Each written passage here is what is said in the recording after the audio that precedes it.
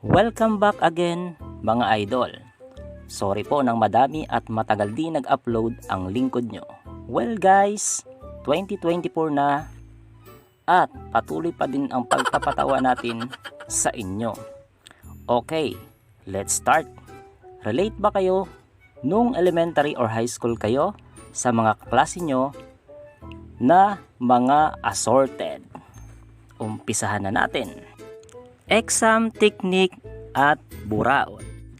Taas ang paa, ay kamay pala, ang nakagraduate ng elementary or high school nang hindi bumili ni minsan ng papel. Ay, ako lang pala. Hehehehe. Okay class, get one whole sheet of paper. Exam tayo ngayon. Pre, pingi ako ng papel. Ito pre. Sinong walang papel dyan? Dito, lapit lang. Ang daming papel ni Bruno, oh. Pre, pakopya ha. Di ako naka-review kagabi eh. Langya. Pati ba naman sagot? Buburautin mo pa? Pakopyahin mo na pre. Hinuhulaan mo din lang naman ang sagot. Oo nga no. Paano mo nalaman binog? Hula ko rin lang. May lahi ka sigurong manghuhula, binog. Oh, bakit naubos yung kilay mo? Di ba sabi ni ma'am, magsunog daw tayo ng kilay para pumasa sa exam? Ni, iba yung nagsunog ha sa nag-ahit. Yan si Binog. Buo ang loob. Mukha lang sabog. A few moment later. Well guys, naka-encounter na ba kayo ng kaklase nyong letter C? Ang lahat ng sagot sa multiple choice sa exam? Okay, 5 minutes remaining.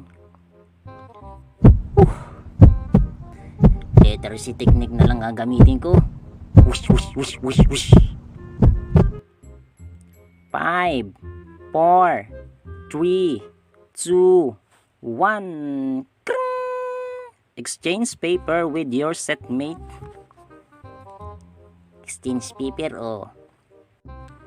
Pre, titirsa lang ba talaga ang lahat ng sagot sa exam? Yun lang ang kinopya ko sa iyo. Hehehe. Literacy technique tawag doon pre. Hehehe. Anong literacy technique? Basta malalaman mo din. Gawin mo lang yung gagawin ko pre. Ayos pre. Hihihihi. A few moment later. Okay class. Answers is on the board. Hehehehe.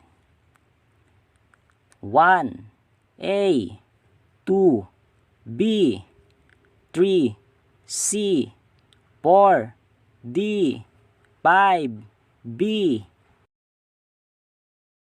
Uy, perfect! Wag na wag po nating gagayanin yon mga lods ha. Sapagkat shades na sa bilog ang ginagamit sa exam ngayon. Dapat gumawa tayo ng tama para sa tamang landas ng tagumpay ang ating mapupuntahan o doon tayo pumunta o mapunta. Salamat sa makukulit na panunood mga guys at pasubscribe na rin ng Kaed Animation. Maraming salamat.